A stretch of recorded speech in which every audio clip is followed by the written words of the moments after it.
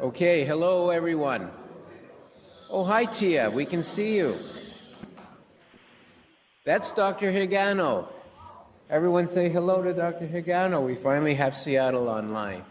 Thanks to Jackie and his cleverness, they've got some sort of new bridge, audio bridge, and hopefully we'll be able to hear clearly. Hope everyone had a good lunch. The sandwiches will remain out there for another hour or so if you're still hungry. Okay, we have three terrific talks to finish up the program today. Our next speaker from Seattle, Tia Higano. She's also medical manager of our prostate cancer supportive care program here in Vancouver. So she bridges the border and provides wonderful care on both sides of the 49th parallel. So Tia is a professor at the University of Washington, a medical oncologist, and she's going to talk to us about androgen deprivation therapy and cardiovascular risk. What do you need to know? Tia. Thank you very much. Can you hear me okay there? Is that a yes? Can't hear you. You can't. No, scream. Hold on. They're not hearing me. So first, we need to be really quiet here. And second, from Seattle, you have to speak really loud. So we will be hearing you. Does this belong to anybody while I'm here? Not really. Or do you have a mic? Yes, I have a mic. I've got two mics. Karaoke mic? Can you hear me now? A little bit better. Okay. I thought we had this. As loud as you can. I'm sorry. Okay, well, we apologize for the technical glitches here. We've been doing this for 10 years, and we've never had this problem until they changed the software Wednesday here in Seattle. So, sorry about that. So, as Dr. Graff alluded to earlier, you know, people who are going to start hormone therapy or androgen deprivation therapy are concerned about some of the potential side effects. And many of you may have read some things about what about your heart? Does ADT cause a problem with your heart? So that's what we're going to talk about. Except I can't advance my slides. Okay. So, as I said, we're going to talk about cardiovascular disease and androgen deprivation therapy. What do we actually know about this association? Is all ADT the same? We haven't talked about that yet. What kind of things should doctors and patients be thinking about before they start so-called ADT? And then I'm going to quickly talk about a clinical trial that will look at this question in a certain population of men, and then the take-home message. So the first thing about prostate cancer we need to understand is we know that, you know, over 180,000 men in the U.S. and 24,000 men in Canada are diagnosed with prostate cancer every year. But that means there's a huge reservoir of people who have been diagnosed, and in the U.S., I couldn't get these figures for Canada, but in the United States, there's almost 3 million people who are living with the diagnosis of prostate cancer. Maybe they're cured, maybe they're not. But the point is that's a lot of men who are in this category. So androgen deprivation therapy, or ADT, we talked about this before, but prostate cancer is stimulated by the male hormone testosterone that's produced in the testicles, as somebody asked the question earlier. ADT treatments lower testosterone to so-called castrate levels. And the options for such therapy include either orchiectomy, which means removal of the testicles, which, you know, we talked about, or shots or medical therapy that can turn off the production of testosterone by the testicles. The common drugs that are used are so-called GnRH agonists, and they include, I'm using the brand names here, I think some of the names are similar in Canada, Lupron, Zoladex, Eligard, Trelstar, or Viador, or more recently approved drugs in the GnRH antagonist group called degarelix.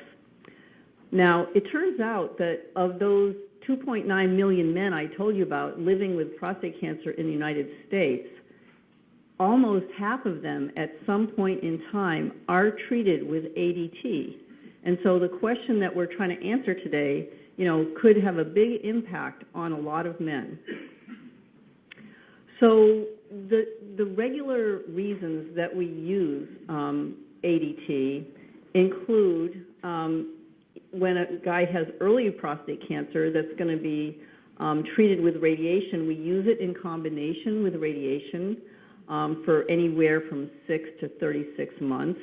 And in these men, life expectancy is probably normal. So, it does make a difference.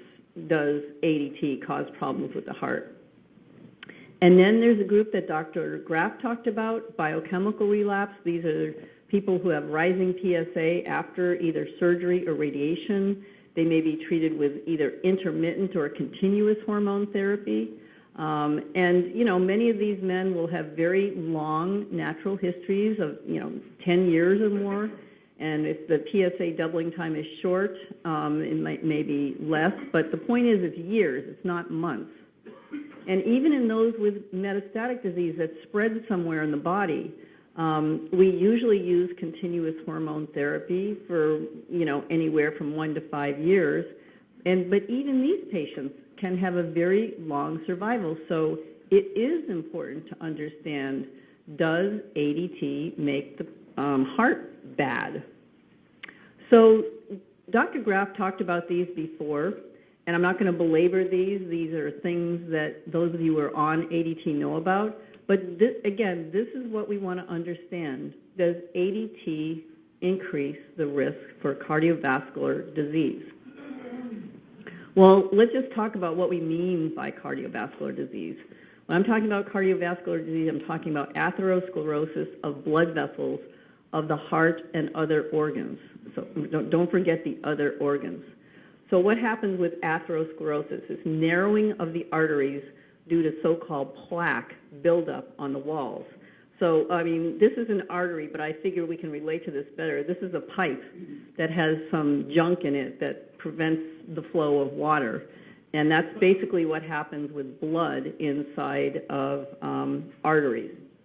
So cardiovascular disease can result in heart attacks or so-called MIs, myocardial infarctions, stroke, because the blood vessels that feed our brain, heart failure, arrhythmia, or heart valve problems. So the risk factors for cardiovascular disease, and this is whether you have prostate cancer or not, include diabetes, smoking, high blood pressure, high cholesterols or hyperlipidemia, obesity, inactivity, and inflammation, and that can mean a lot of things. But these are things, for the most part, that people can do something about. In diabetes, you either have it or you don't, but you can actually control it well and minimize some risk. Now, the other thing we know about cardiovascular disease and prostate cancer is that they both happen to occur more commonly in men as they age. So when you put these two things together, guess what? There's a lot of men with prostate cancer who also have cardiovascular disease. In some reports, it's as low as 10, but I think probably the incidence or occurrence of cardiovascular disease in prostate cancer patients is probably closer to this 40% range. And I know, because I know some of you in this room, that cardiovascular disease is something that you're being treated for already. Cardiovascular disease is actually the second most common cause of death in men with prostate cancer, accounting for up to 36% of death, whereas prostate cancer, is just a little bit higher, 39%, and other causes are 25%. And this is in all comers.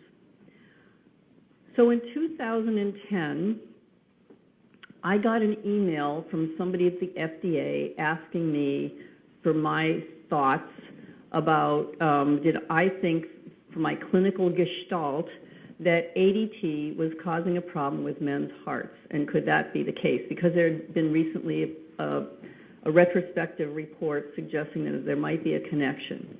And I'm sure I was one of many, many people who were polled by the FDA, but subsequently the FDA did put together a panel of experts to look at this question.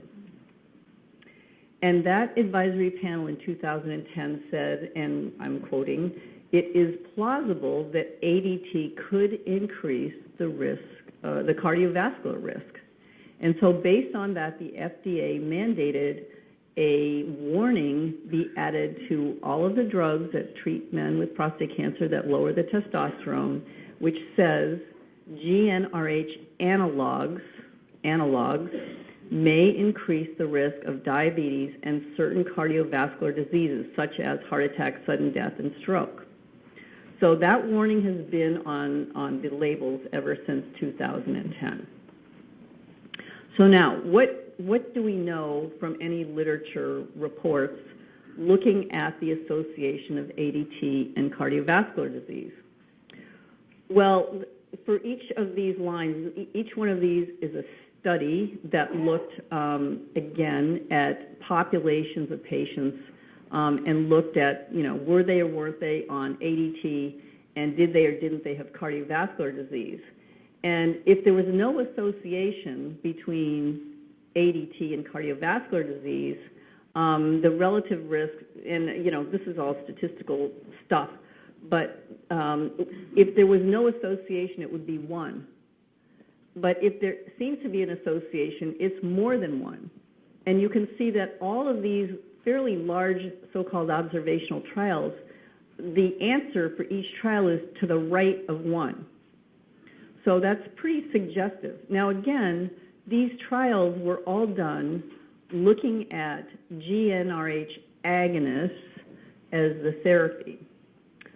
The other thing we know from more recent papers is that the cardiovascular related events seem to be highest within the first 6 months of the start of ADT. And this is particularly true in men with pre-existing cardiovascular disease. So whether you were looking at the injections or you looked at orchiectomy, these risks of cardiovascular problems were highest early on.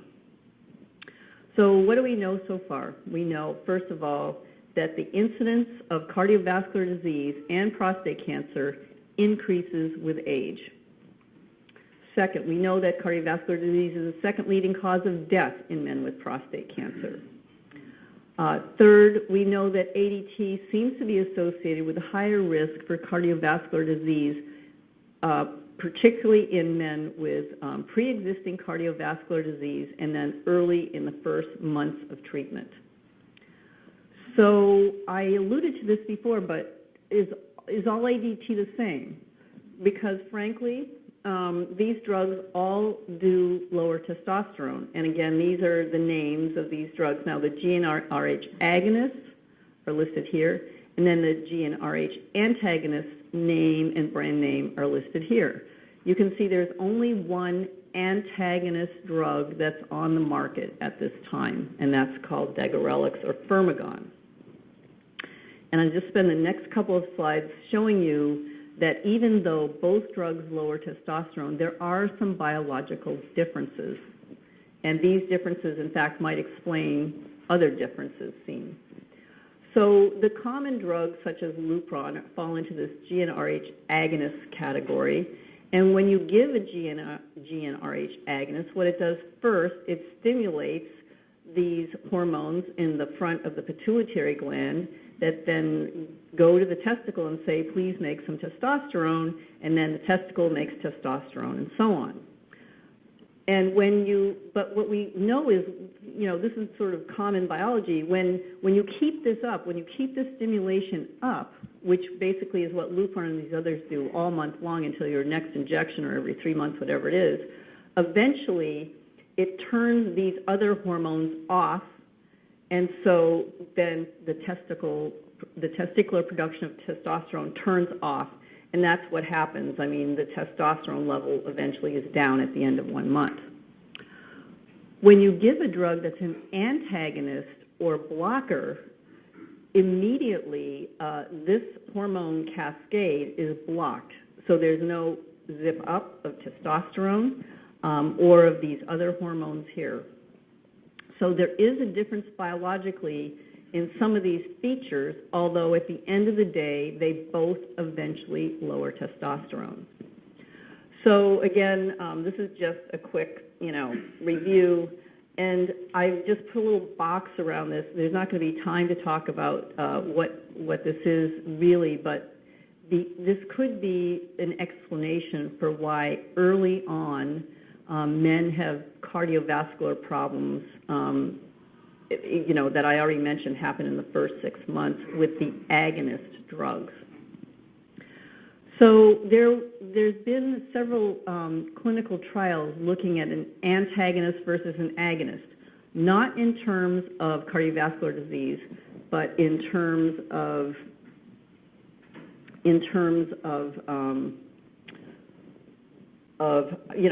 did the PSA go down and was testosterone low?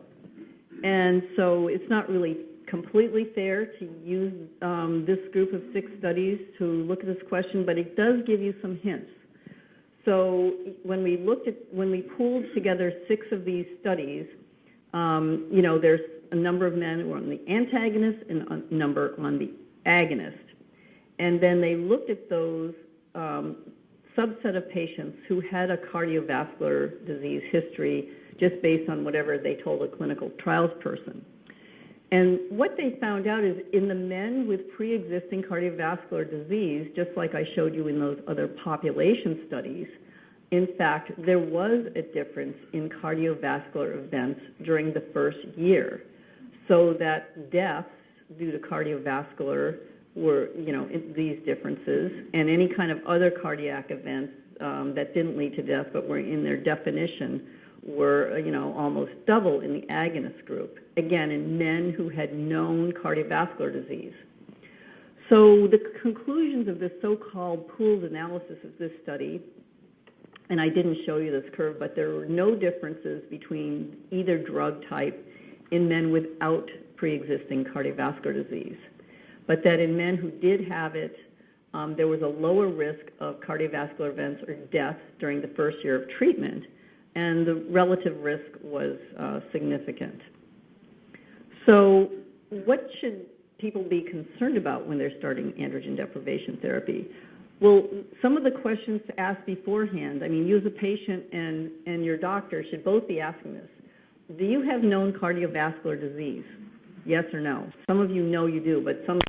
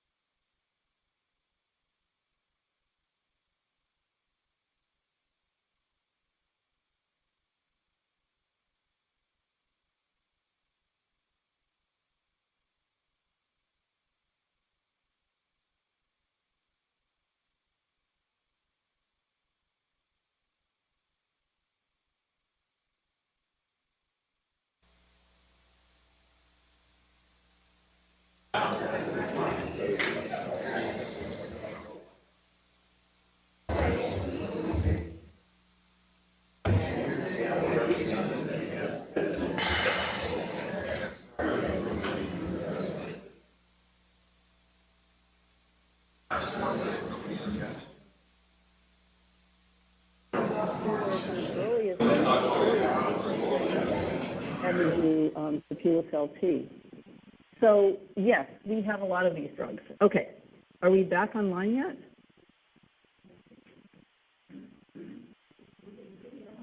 I know, I can see him here too, but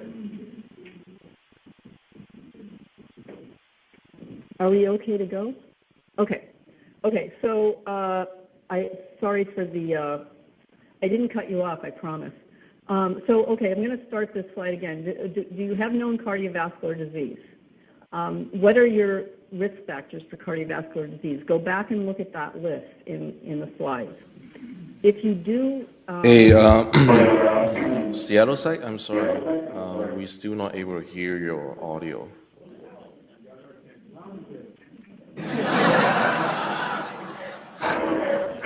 It's kind of loud.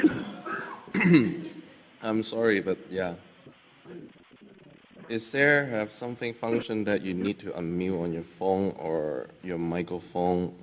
Because I can see audio coming out, but not Are we the okay? bridge. What? Okay.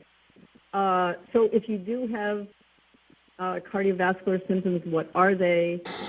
What is your exercise capacity? Are you can hear? like Lipitor, statins, blood pressure medications, diabetes medications, or are these needed? Do you need some changes to your lifestyle? I would guess probably at least 50% of you need to change your lifestyle in terms of diet, exercise, and smoking cessation.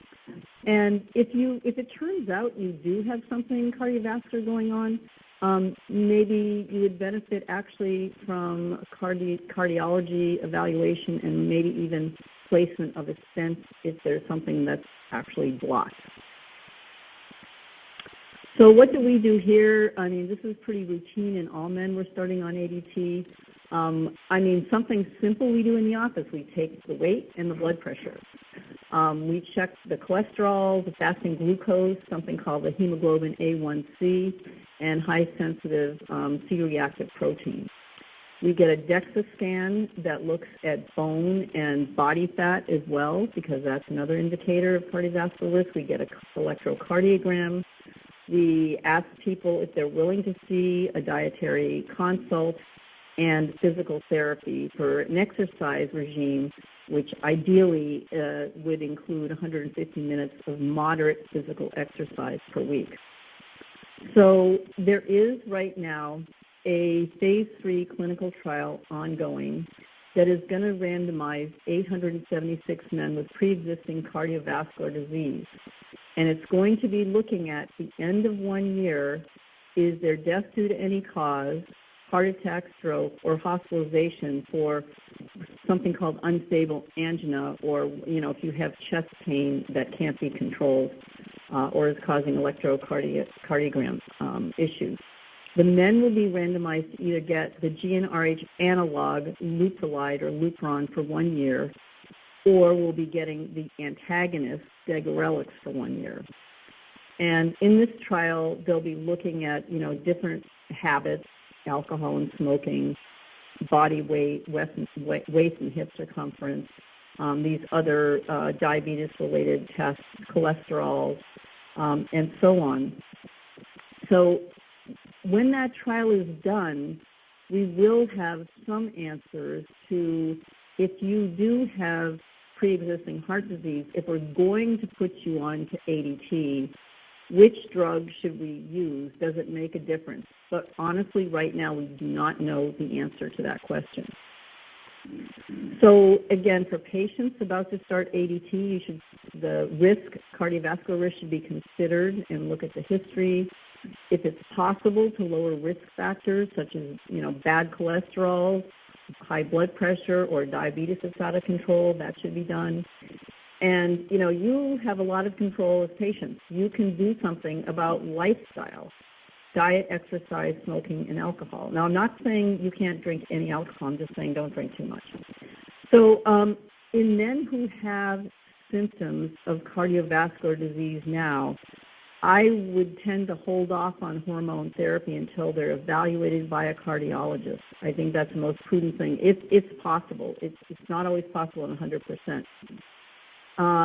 Engaging in an exercise program is really the most powerful way to combat both cardiovascular disease and other side effects of ADT. But if you already have pre-existing cardiovascular disease, that exercise program may need to be tailored through an exercise physiologist that understands how to advise you.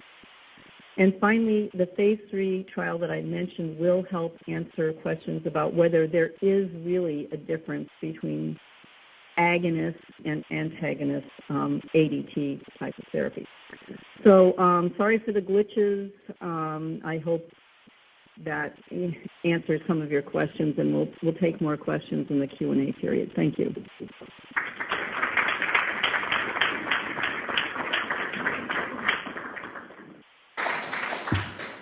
Great, thanks, Tia. So in one of her last comments, Tia commented on exercise. We're very fortunate to have Sarah Weller here this afternoon. Sarah is a clinical exercise researcher, physiologist. She's going to get us all doing jumping jacks here in a few minutes.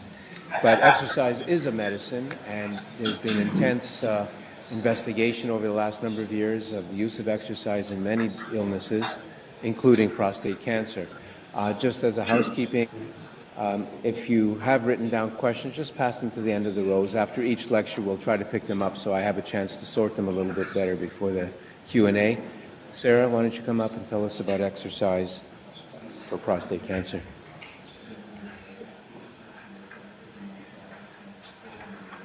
Thanks, Larry. I'll just wait till the slides come up.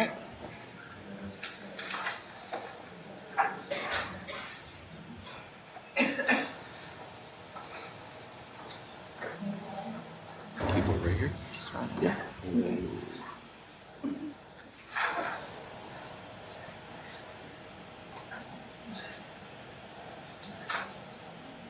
Or something like that.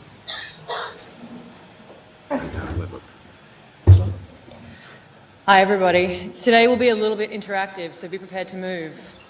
I want to start by getting you to imagine that you're sitting in your doctor's office and you are talking about your treatment options. And your doctor starts to tell you about a relatively new medicine.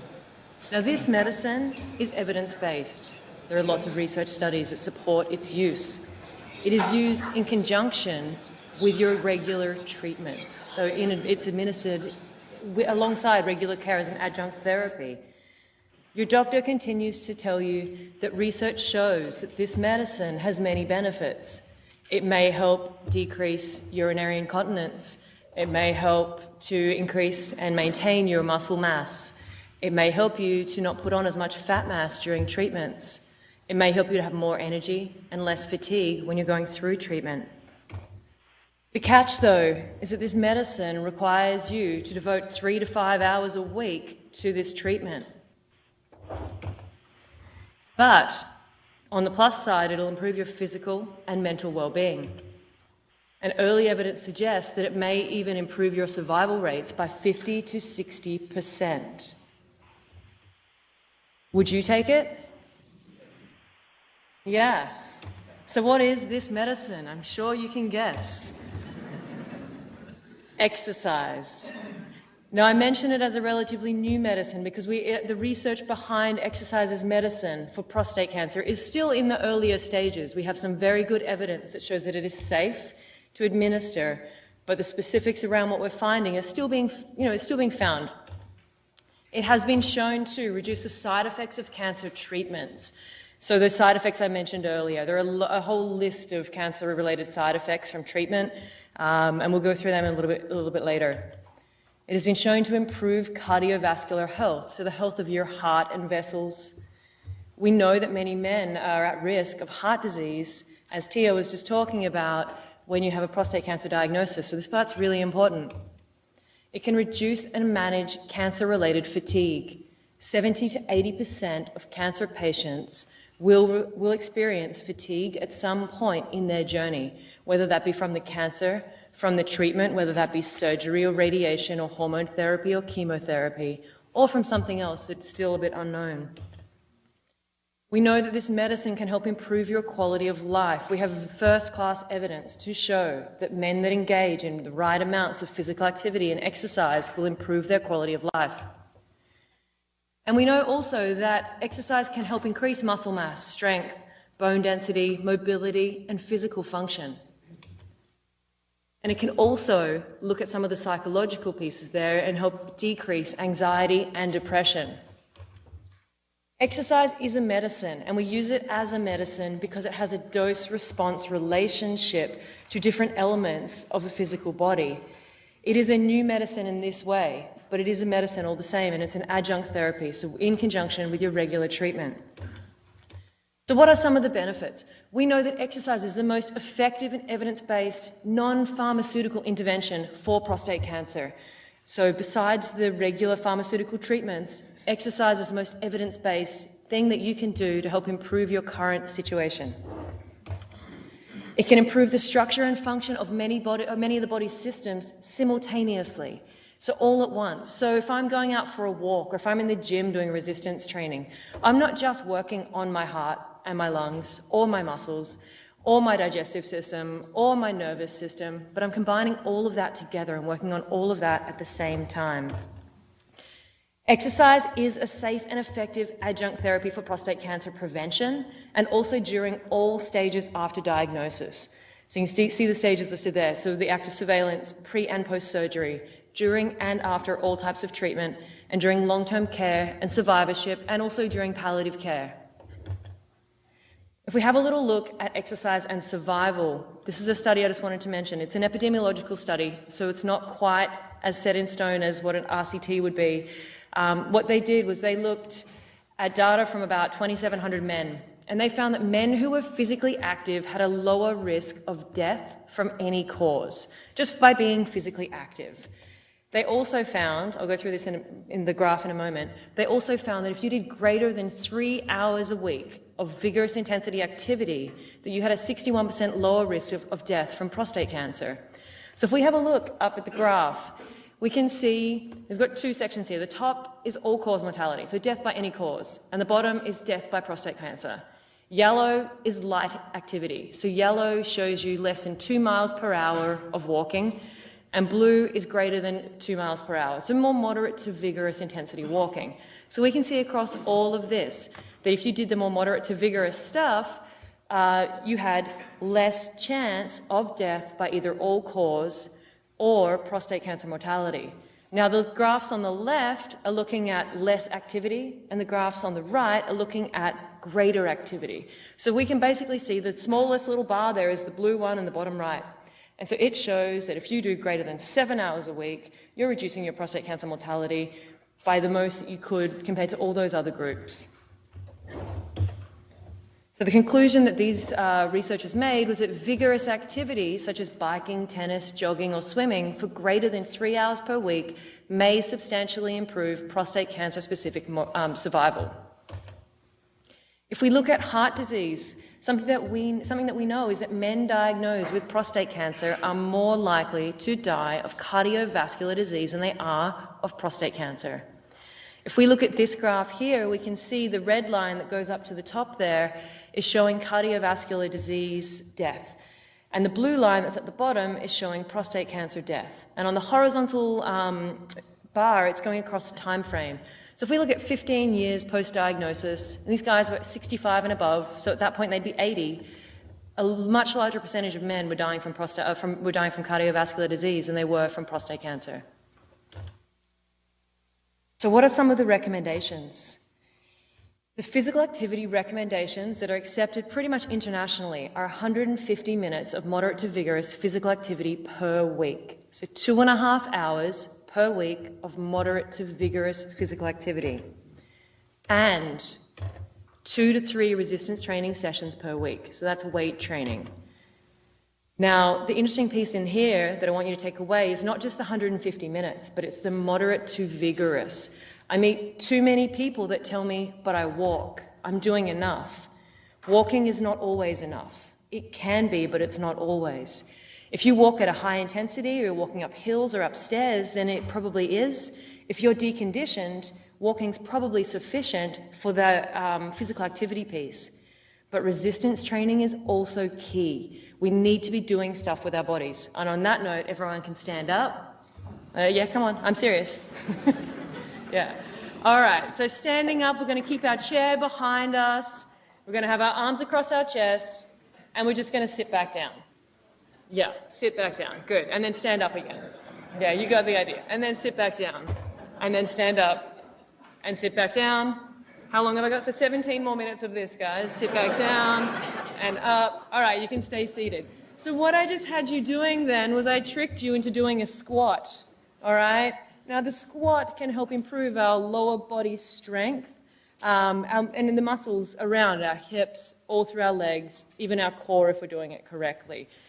Exercise in the form of resistance training doesn't have to be complicated. It doesn't have to be a gym. You might need to buy a few little bands or some weights for home, but it shouldn't feel overwhelming to you to go and do this kind of stuff. And I want to help you to understand how you can do it. So if we look at aerobic exercise, aerobic is any sustained exercise that stimulates and strengthens the heart and lungs. So you'd know this as walking, swimming, cycling, cardio machines at the gym, jogging, skipping, rowing, dancing. Just mentioning that because someone mentioned to me yesterday I didn't mention dancing. Anything that gets your heart rate elevated that uses all of your main muscles. It can be accumulated in 10-minute bouts, minimum of 10 minutes. So there's really no excuse that you can give me that tells me why you cannot do aerobic exercise, because most people should be able to tolerate 10 minutes. Even if it's marching on the spot, if you're heavily fatigued, we can build you up to that 10-minute bout. The intensity should be moderate to vigorous, but you do have to start somewhere. So if you're starting from scratch, starting from nothing, you'll need to build that up over time before you even think about doing vigorous intensity exercise. And the goal is 150 minutes per week. Let's talk about exercise intensity, because this is where most people go wrong. So there's two ways that I like to teach you how to measure your intensity. One is RPE. RPE is rate of perceived exertion. How hard do you think the exercise is right now? 4 to 6 out of 10 is moderate. So moderate is breathing a little bit heavy, but you can still hold a short conversation. You're still somewhat comfortable, all right? But you're working. You can feel that you're working. 7 to 8 out of 10 is vigorous activity. Borderline uncomfortable, short of breath, but can still speak a sentence. If you're down to one-word answers, it's too hard, all right? So keep that in mind when you're looking at your intensity. The way that I actually work with patients in terms of measuring intensity is a bit more scientific. We use heart rate, and the heart rate guidelines are between 50 to 70 for moderate and 70 to 85 for vigorous. I'm not going to work out your individual heart rates for you now, but it's something that can be done in a clinic setting, and it helps us tailor the exercise to your needs, because you might have a higher resting heart rate, and I'll calculate that in when I'm working out your intensities. So if we look at resistance training, what are the keys? The key message I want you to take away is that it is any form of exercise that improves muscular strength and endurance. So that squat, that chair squat you just did, is one of those forms of exercise. Lifting weights, dumbbells, bands, weighted balls, body weight, etc. We can use lots of different things. Choose at least one exercise for each major muscle group. So don't avoid your legs, guys. They're important muscles. I meet a lot of men who are like, oh, I go to the gym and I do this one, I do this one, I do this one. Like, that's great. You've worked your shoulders, your chest, your back. What about your abs? Oh, no, I don't do that. What about your legs? Oh, no, I don't do that. So you need to actually consider those muscles because we're using them every day. 2 to 4 sets of 8 to 12 reps. If you don't know what that means, it's fine. Work with someone that can educate you on what that means, all right? And the goal is 2 to 3 times per week. We need at least twice a week to really get good muscle change, all right? If we look at those cells in your body, to actually create change, we need really more than once a week. Twice is at a minimum, and that's what most of the professional organizations recommend now. Current research indicates that resistance training may help to improve urinary incontinence, pre- and post-prostatectomy, muscle mass and body composition at all stages of prostate cancer, bone health and bone density for men with ADT, on ADT or with advanced prostate cancer, overall quality of life across all stages, sexual well-being for men on ADT and post-prostatectomy, and preventing other chronic diseases and conditions. So the main message from this little section is that just walking is not enough. Okay, I need you doing more to best protect yourself from disease progression, from managing your side effects of any treatment that you might be having. So let's look at what the actual recommendations are for each stage of prostate cancer treatment. We know that exercise is effective and it can reduce the side effects experienced during treatments and post-surgery, and that an increase in physical activity may improve your survival by quite significant amounts. If you are on active surveillance, your exercise goals are to slow the progression of your prostate cancer and to maintain good overall health to prevent chronic disease. So what does that mean for exercise? Well, you need to follow the general physical activity guidelines that I just went through. So 150 minutes of moderate to vigorous physical activity plus 2 to 3 resistance training sessions per week. If you are having surgery, your exercise goals are to prepare for and recover from surgery to return to normal activity. Prepare for by being physically active. All right, we know if you're more physically active prior to surgery, you have less chance of complications after surgery. We want to manage ongoing side effects from surgery. So for many men, this is stuff like incontinence, urinary incontinence, and we can do that through specific Kegel exercises. And we want to achieve good overall health and fitness to prevent and slow disease progression. Guidelines for this vary depending on who your urologist is and where you're getting surgery. You want to follow your urologist's post-surgical guidelines for return to exercise and movement. I know in Vancouver we have very specific guidelines that our patients follow, but I know that they're also different depending on who's doing your surgery and what province you're in and what part of the state you're in. But they all have specific lifting restrictions in the first 6 weeks. They normally have move but don't move too hard piece to them, all right? I know here we have don't lift greater than 10 pounds, walk and be active but no stairs or hills unless it's a staircase in your house, no sports. If you're a golfer, you're allowed to putt, but that's about it, all right? And so basically just getting back to daily life in that first 6 weeks. We also want to follow general physical activity guidelines and do pelvic floor exercises daily, multiple times per day, all right? If in doubt, Kegel, all right? If in doubt, do your pelvic floor. You can probably all do it right now. Let's actually all do it right now. Sitting down, up nice and tall, hands up if you know how to do a pelvic floor contraction. Okay, I hope every man's hand is up in this room. It will be by the end. So sitting there, what we're going to do is activate our pelvic floor by gently drawing up kind of through our pelvis region. So some people describe this as holding in a fart or a bowel movement. Other people describe it as lifting up kind of through that lower part. And actually on this slide here, you can see the red shown on the slide is actually your pelvic floor muscles. So that is this part just here. They're your pelvic floor muscles there. So sitting there, you're trying to activate this, but you're also trying to do it without squeezing your bum. You're trying to do it without turning on your abs, without contracting your thigh muscles, and also to remember to breathe. So it's pretty complicated. So you need to go to a quiet space at home and learn how to do this. Because the better you get at this, the better your chances are at having good, regular continence. The research shows that men who met the physical activity guidelines prior to surgery were 19% less likely to be incontinent 6 weeks post-surgery.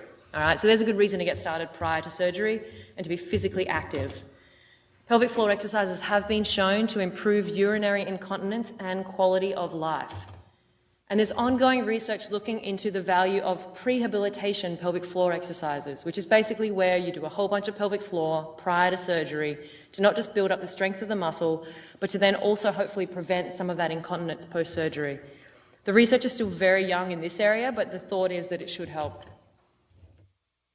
Okay, if we look at radiation, the exercise goals are to improve overall physical health and to enhance outcomes and to manage the side effects of treatment, which are commonly felt as fatigue for many men.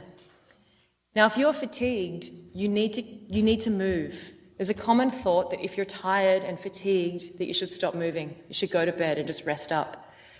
But there's such compelling evidence that shows us that if we get you moving to tolerable levels, that we can actually build your energy and reduce your fatigue. So my advice to anyone that's fatigued is start doing something. Even if that looks like 2 minutes at a time, but do something and do it regularly every single day. The guidelines are exercise during radiation. So do not stop. If you're having external beam radiation, do not stop during those 20 to 30 plus treatments that you're having. Keep moving during treatment. There's a gym in Australia at a hospital, and I love these researchers because they do all this great stuff.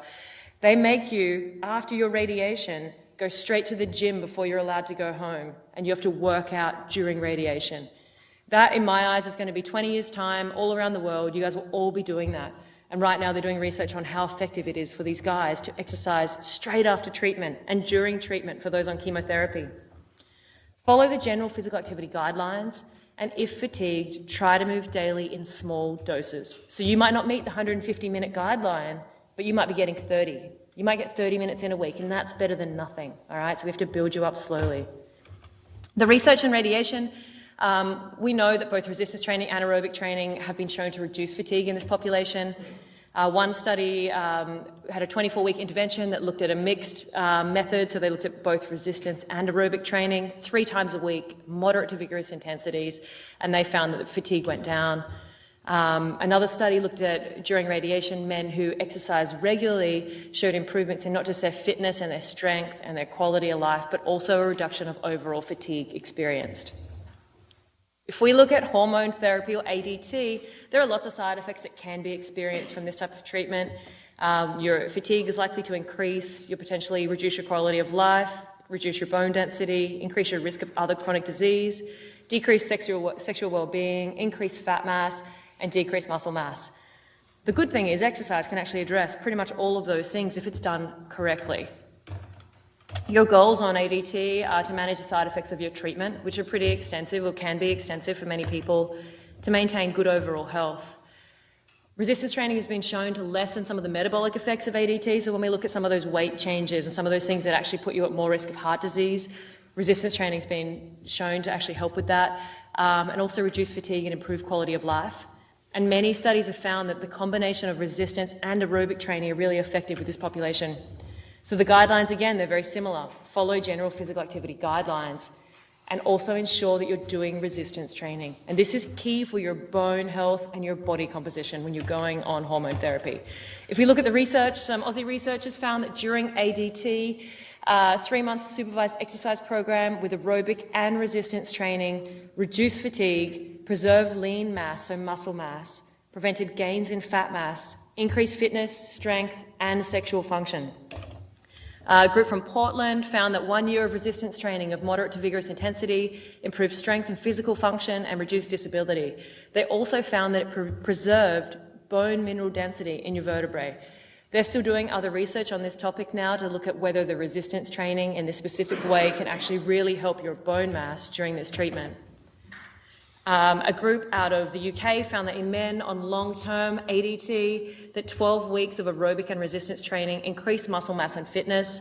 So it doesn't have to be, a whole year, but ideally it's a lifelong commitment that you make. They're finding changes in 12 weeks. And then finally, a group from Denmark had a really interesting study that was published this year. They took a group of guys with prostate cancer, there are about 60 guys, and they put them into soccer training or football training. They did 30 weeks of recreational football training, and they found that they were able to improve bone density, body composition, and physical functioning. These guys are training 2 to 3 times a week, regular soccer training, so that was running, jumping, kicking, accelerating, decelerating, and they had really great effects on their bone density and body composition. For advanced cancer, we want to make sure that you're exercising. Research supports it as a safe option. But the key is that if you have advanced cancer with bone metastases, you really need to look at supervised exercise with a qualified professional to make sure that it's safe for you. There is specialized stuff that we can get you doing, but it's more complicated than most of the regular fitness trainers really understand and know how to do. So you need to see a professional. Resistance training can be performed safely, but it just has to be done correctly. So your goal, if you have advanced cancer, is supervised exercise and a medical clearance if you have not been exercising regularly. So what are your exercise options? Well, we've got kind of gym or home-based or community-based kind of stuff. You don't need to go to a gym. Exercise can be performed anywhere, all right? especially aerobic exercise. Go for a walk, a run, a bike ride, a swim, whatever you want to do, all right? Weight training, I made you do squats earlier. You can do that same kind of thing at home. We can do push-ups on a table. We can do ab exercises on the floor. Lots of different stuff can be done. Supervised or unsupervised, depending on your needs. So research supports that supervised exercise is more effective, and this is probably due to adherence. If you've signed up to a 12-week program twice a week and you've paid some money for that even, chances are you're going to show up, and you'll turn up even when you don't feel like it, all right? If you're doing this on your own at home, chances are something else will get in the way and you just got too busy that day for whatever reason. If you have trouble committing to exercise, come and chat with me after, because I've never met an excuse I can't help you overcome. If you are currently on treatment or have not exercised recently, supervised exercise is the safest way for you to begin. You need to learn what to do. Even if when you were 20, you're a football player and you were really fit and strong, you're not 20 now. So learn again, put the ego, leave it out the door, and start slowly and build slowly. And the other piece is support from a spouse, from a friend, from a group, from a team. Many men I speak to exercise with their wife. This is good for both of your health.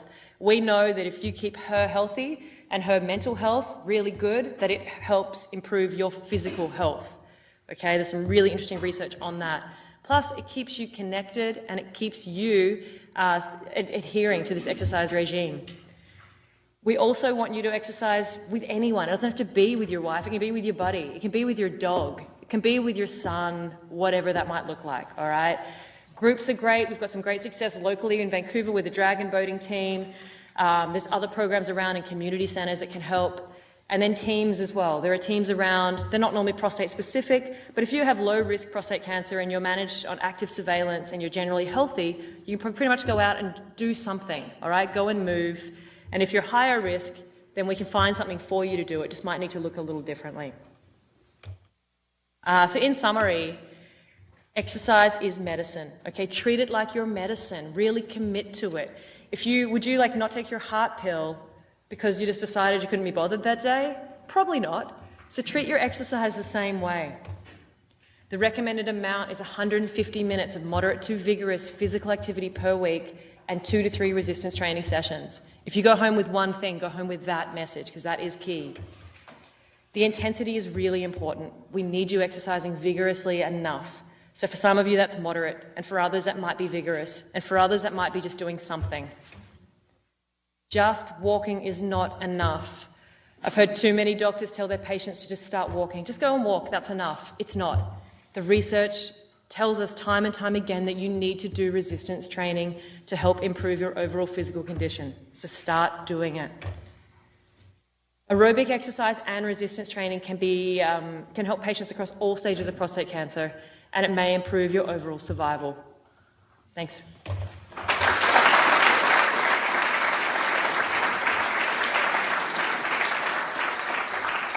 That was great. Thanks, Sarah. It's been a long day. We had some great talks, those of you, and I see that, pleased that we've had good retention here. You'll be glad you stayed. Our final speaker, Dr. David Kuhl, is a very special individual. He has a background in medicine and counseling, psychology and ethics, in anthropology and theology, end-of-life care. He's written the book on palliative care, the book. He's a founder of the Veterans Transition Program, which he'll allude to. He's a consultant to both the Canadian and American militaries for veterans returning from war zones. He's developing programs for men in all forms of transition. He's a big part of our men's health program here in Vancouver. So it's a great pleasure that I introduce David Kuhl, who's going to speak on If I Had Known.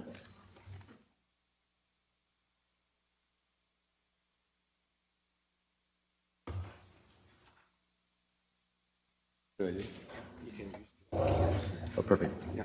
Or you want to point something and use them. That's good. Okay. Thanks again. Okay, thank you. Yeah. Good afternoon. It's a great honor to be here. It's also a challenge. It's been a day where you've been listening to the information about interventions. It's been a day where you've talked about reversing disease processes, or eliminating them. Prostate cancer, it is a disease. We seek to cure diseases. As healthcare professionals, we want to eliminate the disease so that those who experience the disease can carry on as though the disease never existed. However, the people who live with the disease experience it. And for the most part, it seems that cancer changes lives. I know that professionally for the years that I've worked in healthcare, particularly in palliative care and end-of-life care. I also know that personally, as 2 of my family members have died of cancer, and one of them is presently living with cancer. So we need to look not only at curing, perhaps we need also to open the window of healing and what that might look like. Curing has to do with eliminating the disease. Healing has to do with integrating the disease into life and to continue on in some way that can still provide meaning and purpose. The disclosures.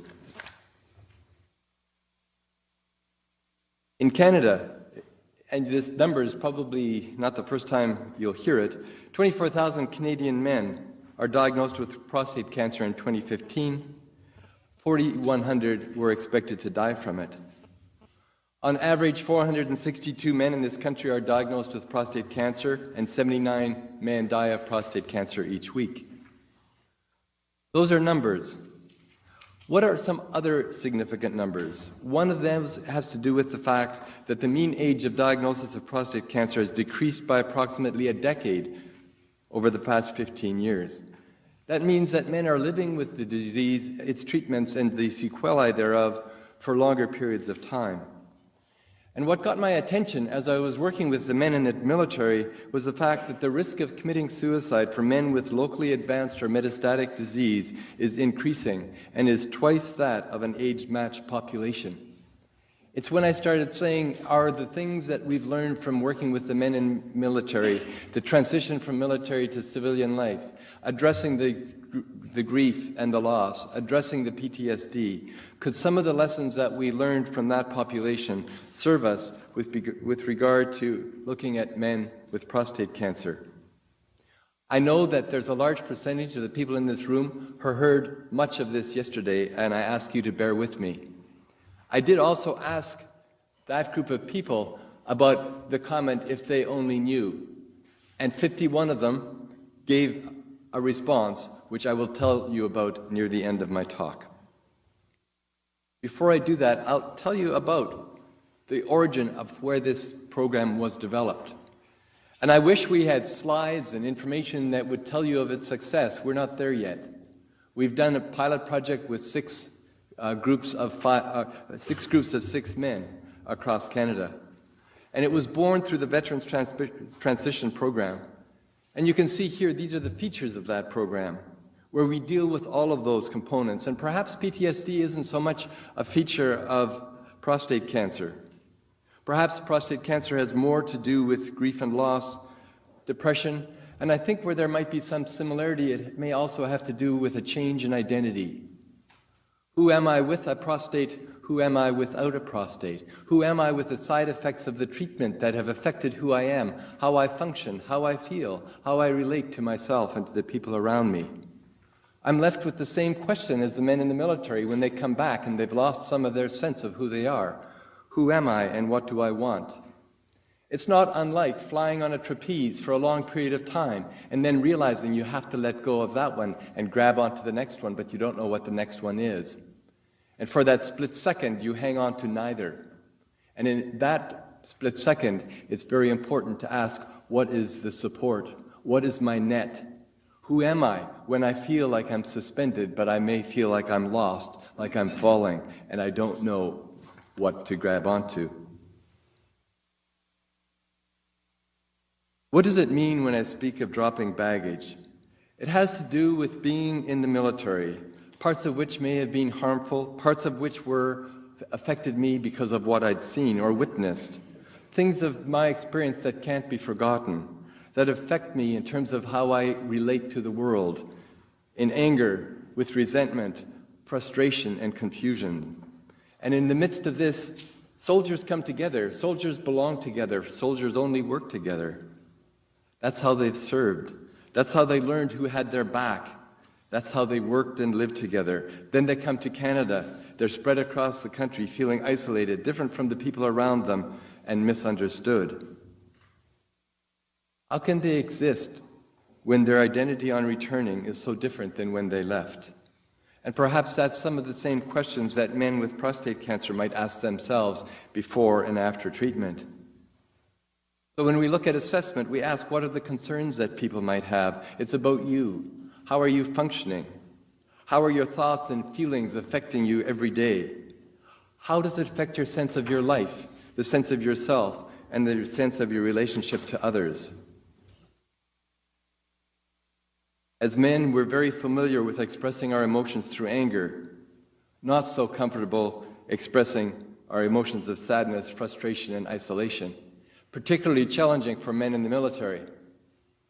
The philosophical foundation of the military has to do with the principle of Stoicism.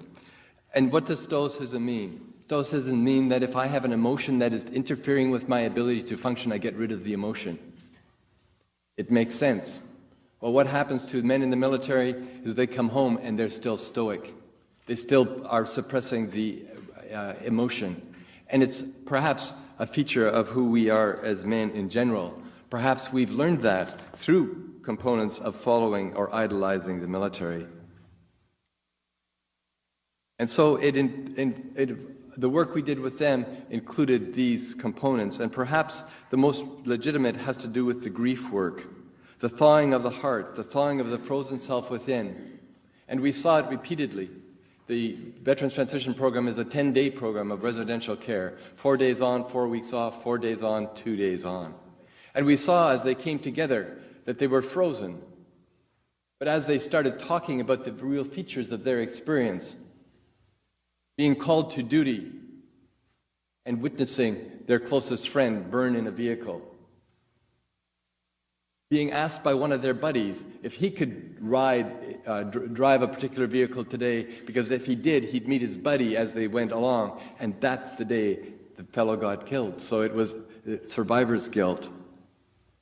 But they couldn't talk about it until in that circle we created a sense of safety so men could begin to be honest about their experience. And with that came their extreme expression of emotion. And we also there realized that men help men. As men listened to the stories, individual soldiers would feel guilty or badly because of what they did or didn't do. Others would say to them, "You had no choice. It's just the way it was." And they could begin to come alive again and begin to look at life in a new way.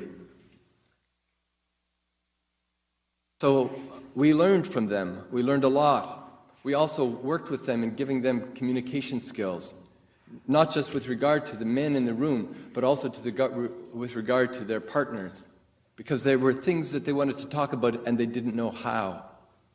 The very first soldier that came to us and said to us, "We need your help," and I mentioned this story yesterday, came.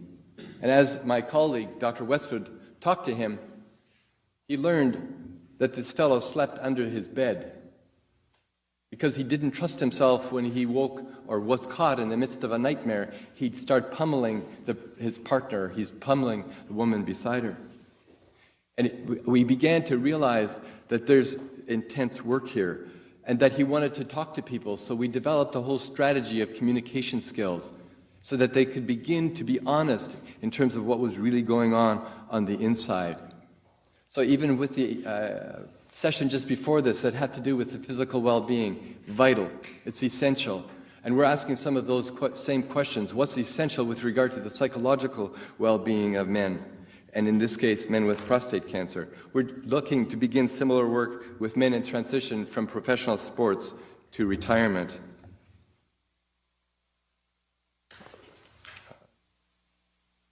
Because just like men in the military, it's our goal to work with men to move from just surviving to also thriving.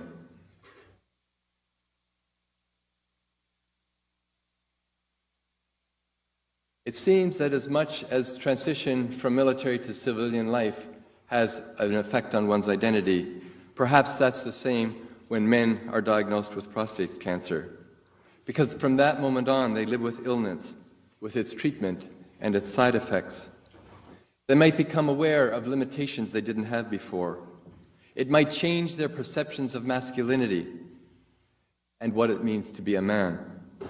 And it may also remind them of their own mortality in a way that may not have existed prior to that diagnosis. Multiple studies of men with prostate cancer who had surgery, radiation therapy, hormone ablation, or who watchfully waited demonstrated the need for psychological support following treatment and thereafter. The support that is required is lacking, and we're asking, what does that support look like? What could it look like?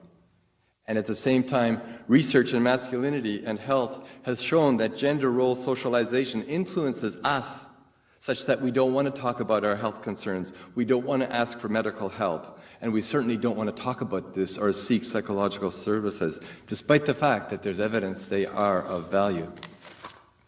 And for the pilot project, just one slide thanking, whoa, I'm going the wrong way here. Thanking the men who helped develop the pilot project. So now I'm going to tell you about the work. It's a work about stories. It's a work about each of us, each of you telling your own story. Because it's in the story that the healing exists, not the cure. Because in the healing has to do with the integration of who we are, the integration of the experiences that we have, whether they have to do with illness, trauma, or life itself, and what impact do they have on us. And as we learned from the men talking in circles, not in circles, each of them, but talking as they were sitting in a circle, it has an amazing capacity. And again, I told this story yesterday. One of the men who insisted that he be included in the pilot study recognized that I had some apprehension about involving him because he was early on, it was shortly after his diagnosis. And he said, I can tell you're cautious. He said, but I'll tell you, I've got a great urologist, I've got a great family doctor, I've got a psychiatrist, a therapist, and a church that supports me. I need to be in this group. And at that time, we ran 3 consecutive days. We learned from the participants that men didn't like that. They would prefer 1 day a week for 3 weeks. So we've tried to adapt the program so that it fits men with prostate cancer. Going back to this gentleman, on day 2, he said to us, if I wasn't in this group right now, I'd be dead. It stopped us. It stopped all of us. And we said, could you tell us more? And he said, I'd figured it out. I didn't like the disease. I thrived as a sexual male, and I don't even want sex anymore. I can't believe that that's how this would affect me. So it's changed my sense of self. I don't have the strength to play hockey, and I function playing hockey. It's changed my relationship with myself and my wife, and I decided it wasn't worth it. And that's why I insisted that David get me into this program. And he says, I'm telling you this story because hearing the stories of the other men have saved my life. I bought a motorcycle. I know the speed, I know the road, I know the curve, I know the road conditions. My wife would be saved the shame of suicide because it would look like a motor vehicle accident. And he said, it's because this, not because of the facilitators, he said it's because of the stories of the other participants that I will carry on, that my life will go on. It has to do with the story. And the beauty of that team, that group of men, was that they could provide a place of safety for him, a place of inclusion and a place of trust. Those are essential ingredients for any team, for any group. It was such that he could be honest about his story. It was such that he could say, I don't feel like a man anymore. I don't feel like a hockey player. I don't feel like a dad. I don't feel like a husband. I don't feel full in myself at all. Life isn't worth living. And it was because we also assured them of some guidelines that they all had to agree on. And probably the most important for him was the sense of confidentiality, that nobody would tell his story because he didn't want his children or his wife to learn about how severely he had been affected by the treatment that he was on. It's important for all of us, whether we're the facilitators or the participants, to suspend judgment, to make sure that people are welcomed and invited to tell their stories exactly as they are. without censoring, so that we can begin to understand each of those stories in a different way, whether they're at 6 months, 1 year, or 11 years post-diagnosis. And then also to be certain that people begin to feel understood. There's a basic human need for all of us, is to be seen, to be heard, and to be understood. All of those contribute to psychological and emotional well-being. And so whether it's in healthcare, in medicine, it's now in Harvard business journals that empathy is an essential ingredient of how we perform well in the world. So when we teach men, the participants in these groups, communication skills, we also give them the skill of an empathic response, so that we work hard to understand the experience, behaviors, and feelings of another. So what's it like for a man to say, I feel like I'm nothing, because I don't even desire sex? And that's what blows me away. That's basically what he said. And what is it like for you? Not for me. What's it like for you? And can I begin to understand it from his perspective, from his daily approach to life? And then we give them basic communication skills. And you know, the two groups that men want to talk to are usually their partners or their physicians, because they want to have a skill of being honest with their physicians in terms of what they've learned, what they haven't learned, what was important to them, what they didn't learn about when they were getting their diagnosis or having the interactions. So we work with the men and give them skills in terms of here's a complex, difficult, awkward conversation you want to have. Here's an approach. And they work on it. And the program we now have run once, for the 1 day a week for 3 weeks, we actually gave them homework to say, you've got the skill set, how about trying these conversations before we meet you again? So we asked them, life before prostate cancer, life after prostate cancer, life today, life in the future. And that was the key to the story that the man needed to hear, because he heard the stories of all the other guys that were there. And it started lifting his depression. It started lifting the bleak and the dark look that he had in terms of the world. Because prostate cancer is an experience that is fundamentally male. The effects of prostate treatment, cancer treatment, are often debilitating physically and psychologically, impacting multiple facets of daily life. Men with prostate cancer are likely to live with an altered sense of their bodies, an altered sense of themselves and their function, and altered relationships with people who are significant to them. Inherent in the experience of the disease are issues deemed to be very private, and for many men, unspeakable. And that's our goal, is to make the unspeakable speakable in a safe environment. Because the loss of bladder and for some bowel function is not entirely uncommon. The loss of sexual function as it once was is common. And the loss of the sense of masculinity, and for some a sense of feminization, is particularly challenging. We are very aware that the biggest insult a boy can receive is you're just like your sister. So that whole sense of feminization has an impact on men when they begin to realize that they cry more easily, their voice changes, they get gynecomastia. And so our sense is to ask them and work with them, what impact does that have on you, on your sense of who you are as a man? And then just the very essence of an increased vulnerability, meaning, and I learned this for all the years that I worked as a family doctor and then in palliative care, when people hear the word cancer, their lives change. And often after they've heard the word cancer, they hear nothing else for that visit. And the word cancer, while we can talk about reversing and curing, and that you can expect to die from something other than prostate cancer, it still makes us more aware of our vulnerability and the loss of life. And in that context, grief would be a usual and a very normal response. Grief is wanting more of what we will never get again. The scary word there is never. It's absolute. And the irony of it is, the grief of yesterday is triggered by the grief of today. It's how the mind works. so that my losses of yesterday will surface again if I experience a particular loss today. And grief is very complex.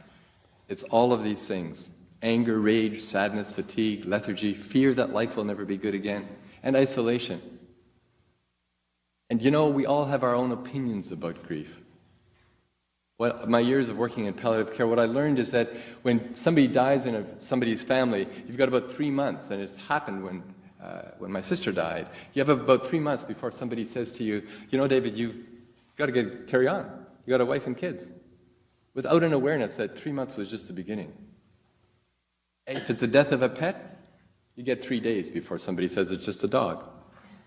I've worked with the veterinarians, and in that context, I ask them, so tell me about pets.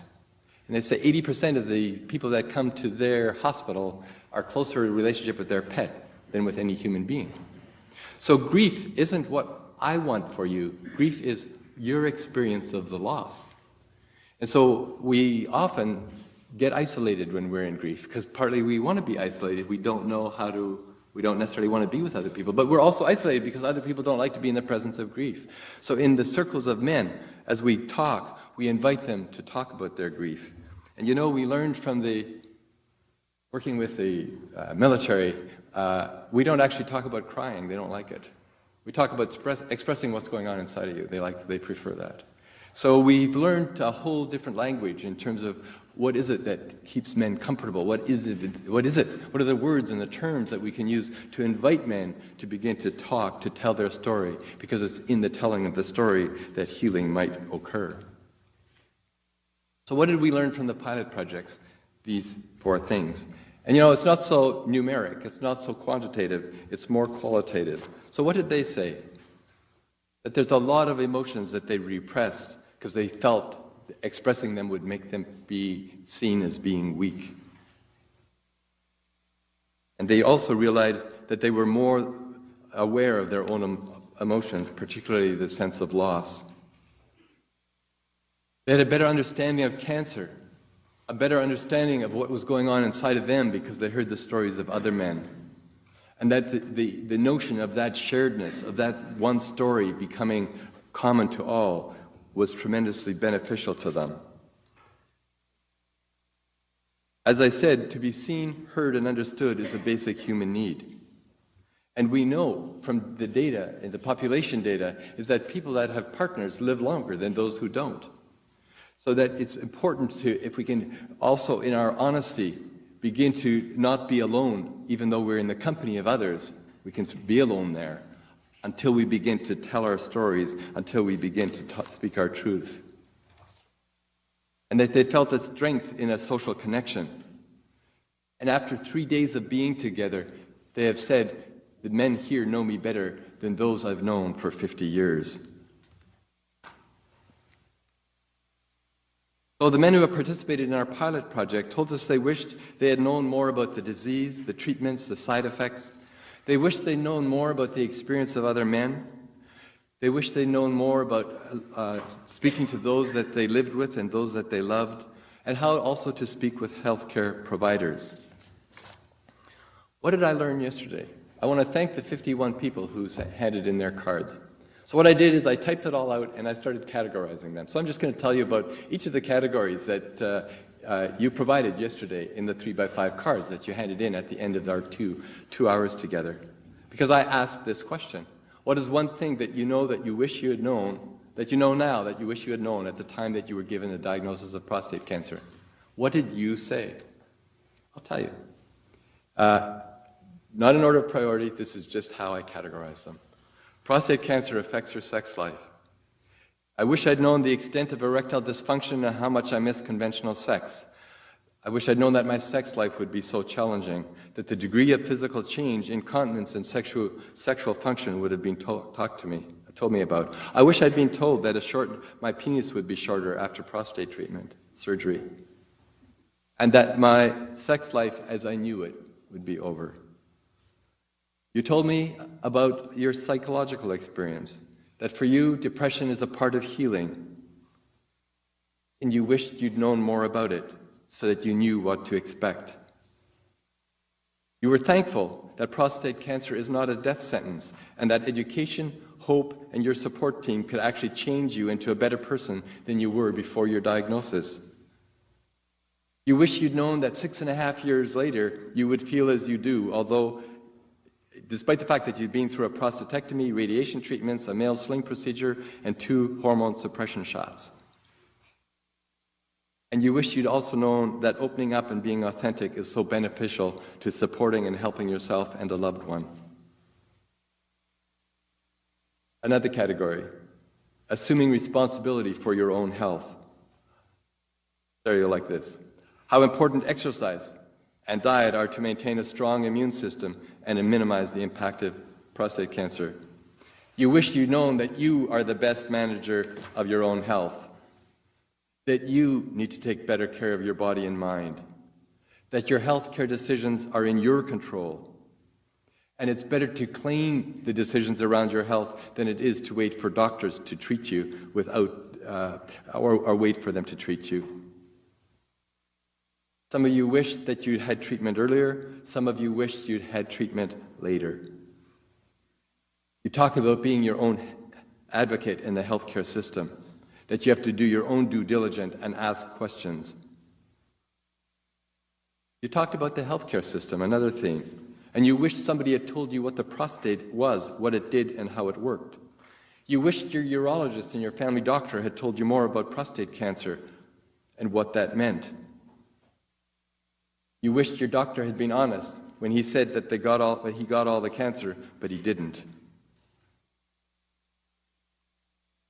You wished you'd been told more about the treatment options. It would have changed your decision. You wished you'd been told about the side effects. And you became aware that you weren't given the support in the healthcare system that you needed. You wished you'd been told about the honest success rate of prostate surgery regarding incontinence and erectile dysfunction. One of you said, you wish you'd known not to read all the crap your doctor gave you. That you would have preferred to seek support from groups of men who'd gone through the experience. Then some personal responses. One of which was that the people that were close to you actually moved away from you. My sense is that has to do with the grief and the sense of isolation and loss.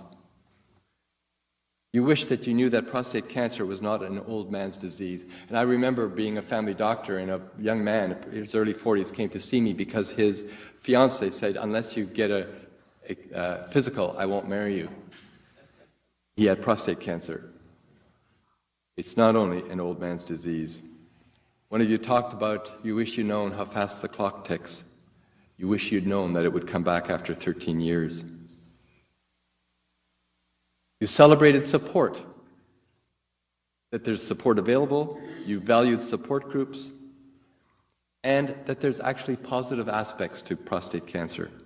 There's a happy life after sex is over. You wish you'd known that everything would be okay. You wish you'd known how much support and love you would receive from your spouse. You wish you'd known how strong you were. You wish you'd known that life goes on and goes on beautifully, that you don't have to dwell on the cancer. And then a few partners and caregivers were also responded in terms of what they wished they'd known. They wished they'd known how short a time they had left to live. They wished they'd known that the information that was available today would have been available 18 years ago. And that the prostate cancer would linger in terms of its impact and effect many years later. And that you realized how fragile life is.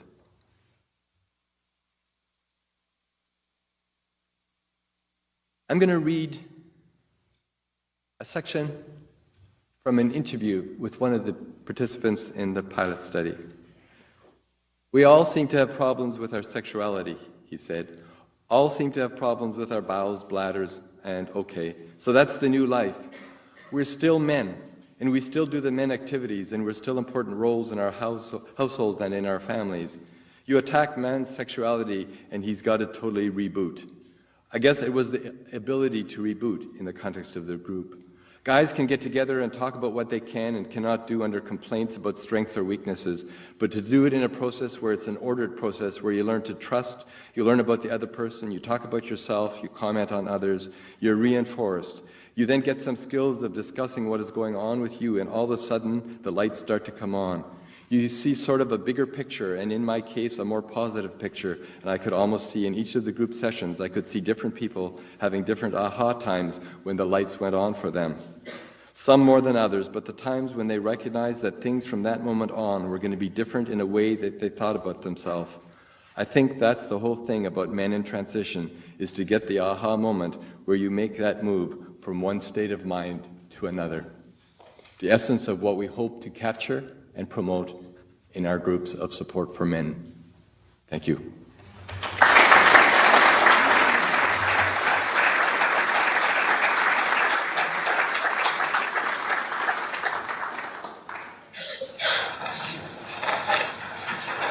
Thank you, David. Just locally here, before we go to the group discussion and closing out the session today, just for the notice here for the group here, in case I forget, for those returning back to the Holiday Inn by bus, the bus will be ready by 3:30. Ask Monita for more information. Okay, we now are open for questions and answers. How are we doing in Seattle and Portland? Have we got questions? You want to start, Tia? Why don't you start? You got to make sure we can hear you. Can't hear you. Nope.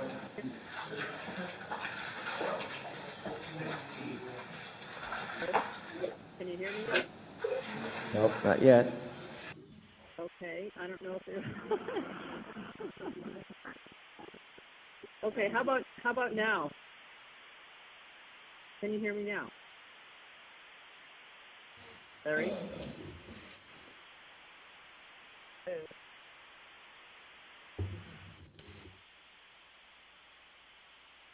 Larry, testing 1, 2, 3.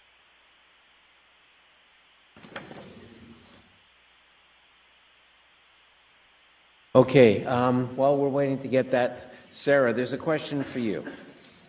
Are you familiar with a website called 100 Push-Ups?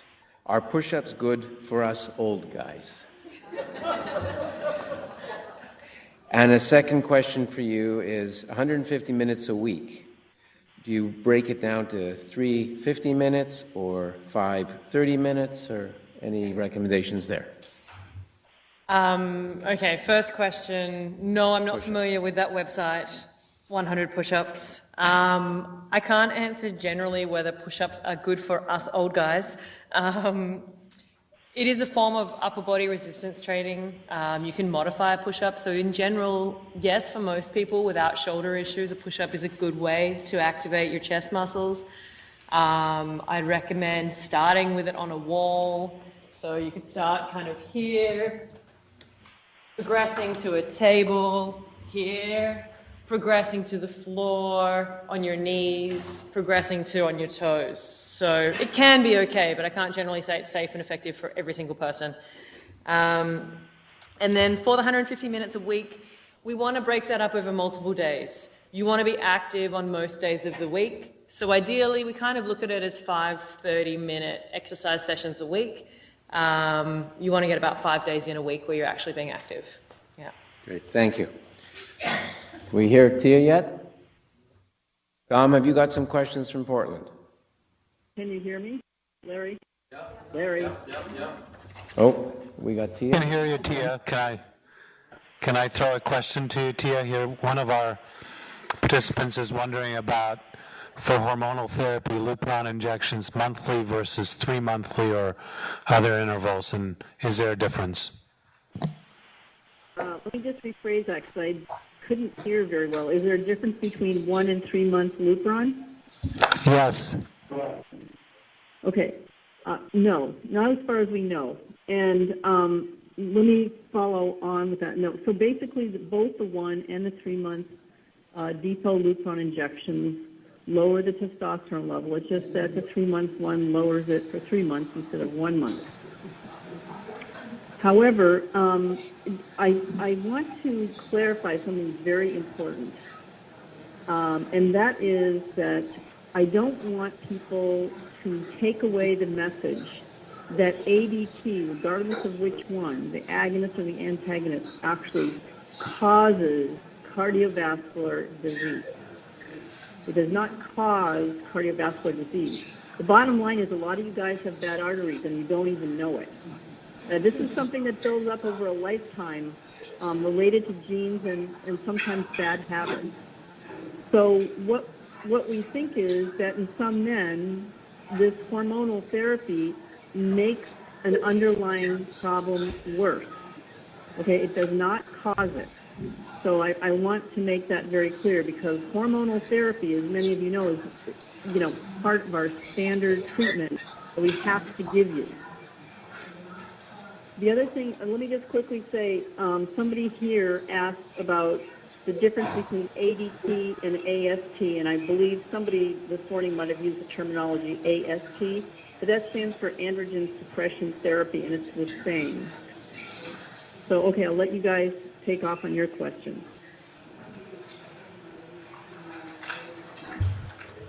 Have you got another question, Tom? There's someone who wants to know about the Pronounce trial. Can you guys hear me? That was, yes. They want to know about it? Like yeah, just how and where to enroll. Can Kaiser patients participate? Okay, the Pronounce trial is being done only in North America. There are 50 sites. One of them is in Vancouver, British Columbia. We don't have a site here in Seattle. I don't know if you have a site in Portland. But again, this is only for men who have known cardiovascular disease who are about ready to start hormone therapy. Yeah, I think as a general comment, I might add that there's information about clinical trials on the, there's a lot of echo here, on the National Cancer Institute's website, and that'll tell you where the sites are for any trial.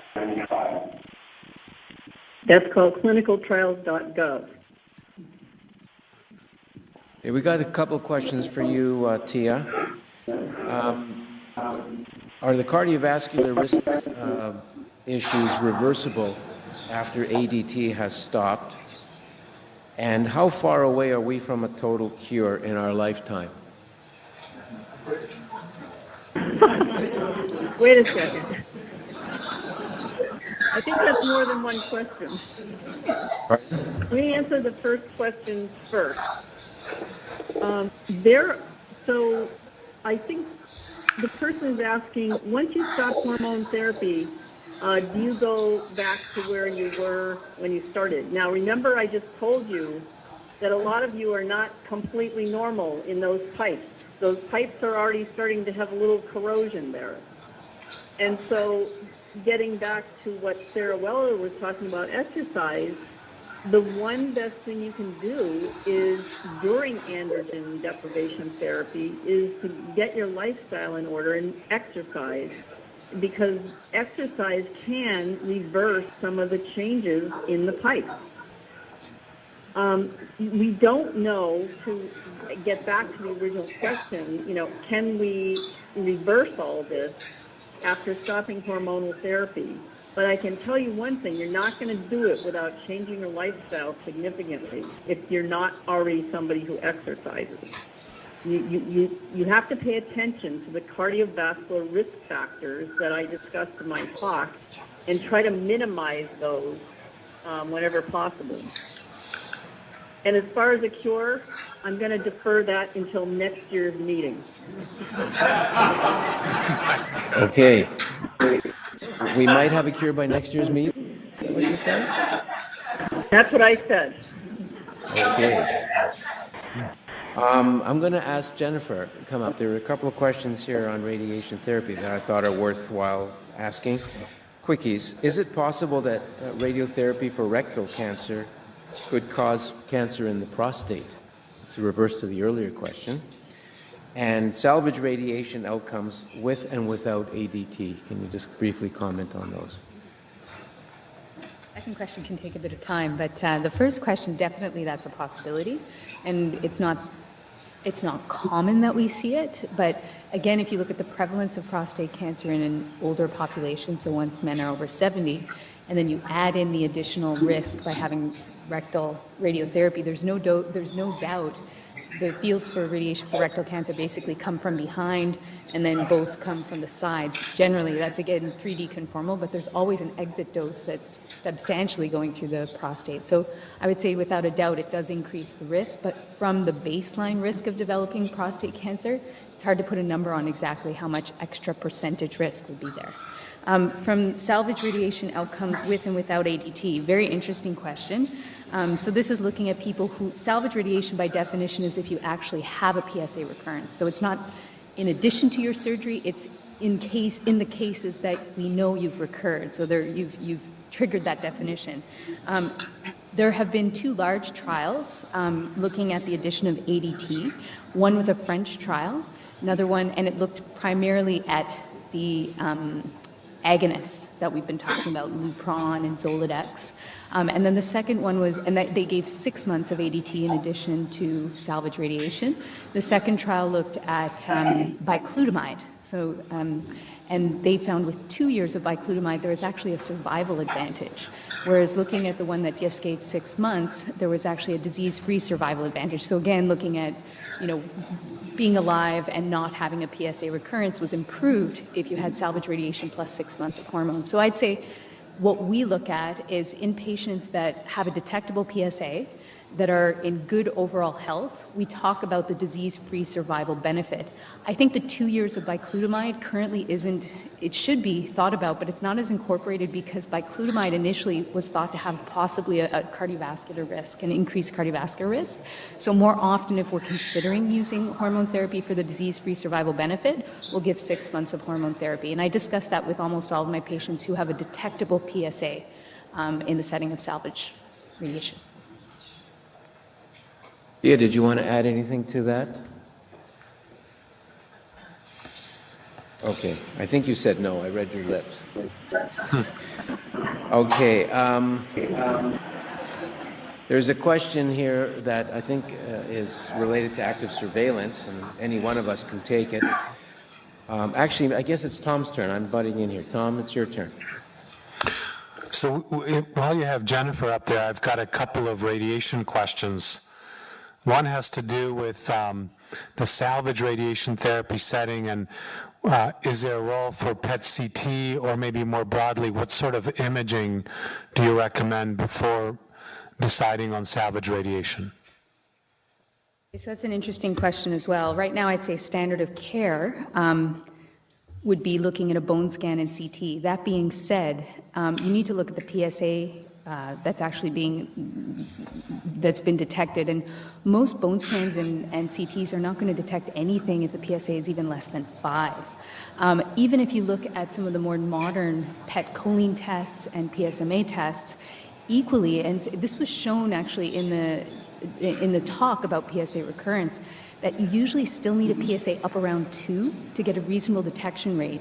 You also saw in the same data that if the PSA is as high as 2 or greater than 2, there's actually less benefit to salvage radiotherapy. So I do not think we're in the era yet that we can easily detect where this prostate cancer is coming from, even with some of the most modern PET choline and PSMA testing.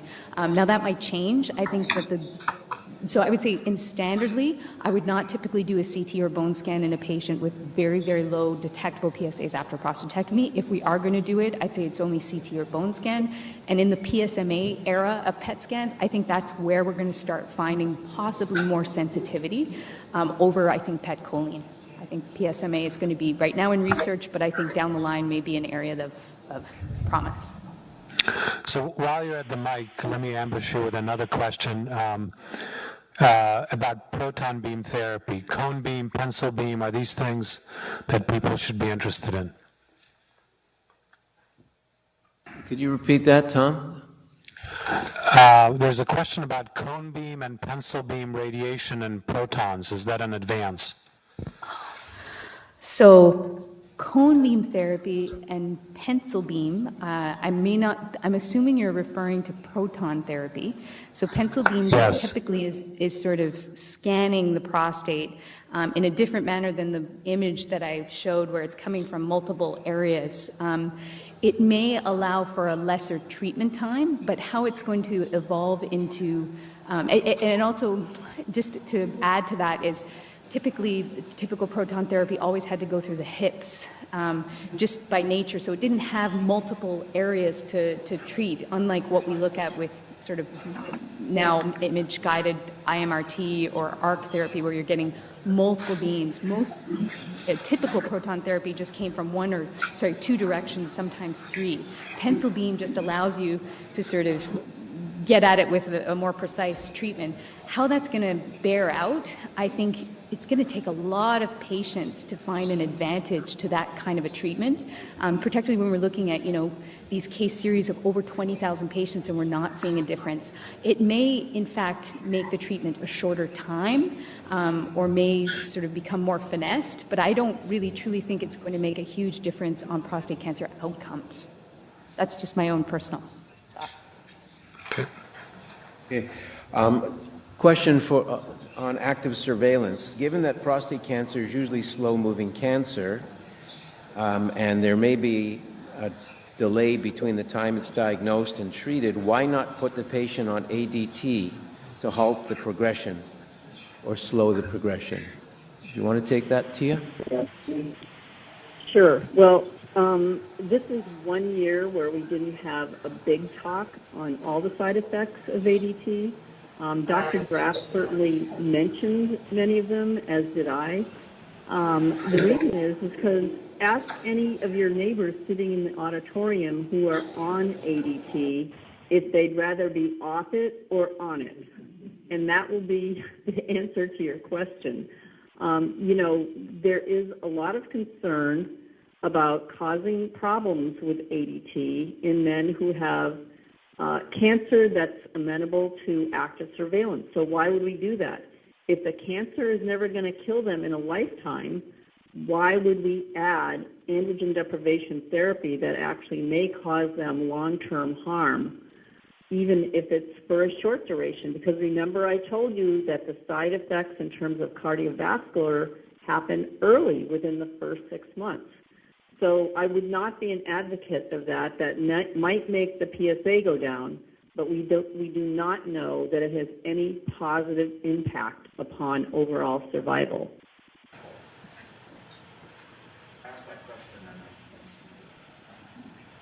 I'm assuming that there's a diagnosis, busy, and then mediation. I'm assuming that there is a diagnosis, and the physician urologist has determined that 2 or 3 months from now there will be either radiation or surgery. In the meantime, my question is, why not put that patient on ADT for that 2 or 3 months, and do the surgery or radiation? So my feeling is, my thinking is that for those 2 or 3 or 4 months, the cancer is progressing in your body, and then you do your radiation, and then theoretically you go from there. Okay, so the question really has to do with a form of therapy. We call it neoadjuvant, which is giving therapy prior to surgery or radiation, as opposed to active surveillance. But I thought it was a better question as active surveillance, quite frankly. There have been a number of studies that have looked at neoadjuvant hormone therapy prior to surgery. And I'll take this as a surgeon because we did those studies here in Vancouver and in Canada. We studied 3 months of hormone therapy, and we studied 8 months of hormone therapy, and then went ahead and did the surgery. The findings really were we can downstage, so there's less cancer in the prostate, but ultimately outcomes of progression and survival aren't any different. There was only one subgroup of patients that benefited from getting hormone therapy before surgery, and that were men who had intermediate risk cancer and had their surgery in Vancouver. And I'm not saying, I mean that was of all the centers, that was a subgroup where there was a slight advantage. We don't use it routinely. I think a most interesting question that we don't have the answer to is the man with locally high-risk cancer, Gleason 9, Gleason 8, Gleason 10, with no evidence of metastatic disease. You've caught it early, but it's aggressive and it's in the prostate. Would they benefit from getting hormones and chemo for 6 months before the surgery? That study has been completed, but the results are coming. We don't know that yet. I personally have seen a number of patients on the earlier trials, and the results look good, but I think that's one area. And I don't know if you want to comment on that, Tia, as well, on neoadjuvant chemo hormonal prior to surgery or prior to radiation. I think we should save the answer for next year when we're talking about cures. Okay. No, I'm just kidding. I mean, it's going to be premature, but we don't have any evidence right now. But I do want to, I mean, actually, Dr. Galarkin mentioned this too, but we do know that adding ADT prior to radiation, when it's given as a primary treatment, is beneficial compared to just radiation therapy by itself. So the questioner, whoever asked that question, I mean, that part is right on. But again, this is a combination of using hormonal therapy in combination with radiation that results in this survival benefit. Tom, did you want to comment? So Larry, if preoperative hormonal therapy was helpful in Vancouver but nowhere else, does that mean Vancouver surgeons need the help from? What's going on over there? Au contraire, my frère. We are synergistic with hormone therapy. All right. Now, in all seriousness, I have a couple of questions here for Tia. In terms of hormonal therapy, one question is there a relationship with dementia? And another question, just to pack in two questions at once, is do you have any comments on ginseng as a tool for fatigue? Okay, so, you know, again, Dr. Graff mentioned the paper that described a possible association of dementia with ADT. Because this has not really been studied prospectively or in a different manner than retrospectively, I can't say that, but, you know, having treated many men for many years, I mean decades at this point, I would say if there is an association, it's not common. However, my own personal feeling is it's kind of like the cardiovascular disease. If you're already slanted in that direction because of genes or whatever else, I mean, it could be that adding hormonal therapy accelerates the process. And again, we don't know if it makes a difference whether you use the agonist or the antagonist. I mean, this is going to be an active area of research. And I've been talking with some colleagues in Australia about actually looking at that very question. So we don't know the answer right now. If there is an association, it's probably small. And, you know, whenever possible, you might want to consider intermittent therapy if your doctor thinks it's okay.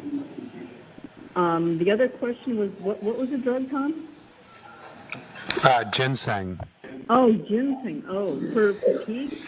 No, I wouldn't recommend. I would not recommend that. I mean, I'm not aware of any trials now. I'm not up on all the ginseng clinical trial data. But one of the things about ginseng that we know is that it elevates blood pressure.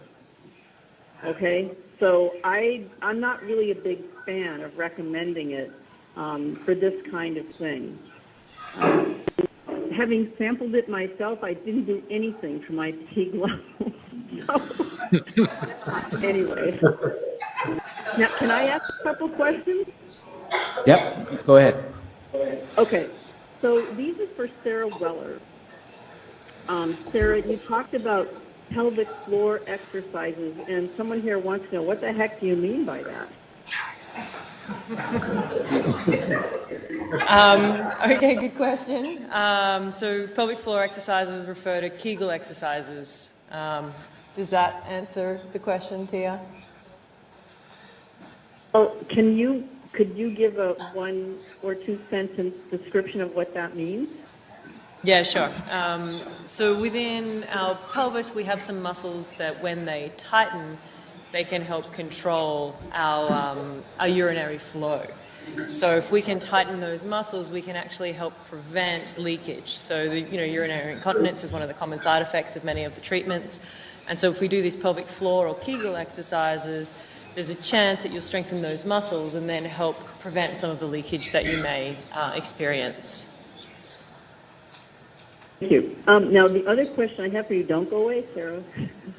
The other question I have for you is one of the people in our audience who's almost 80 is asking about guidelines and how, exercise guidelines, how they would be adjusted for somebody of his age who also has COPD, chronic obstructive pulmonary disease, so lung disease. How do you, as an exercise physiotherapist, deal with that?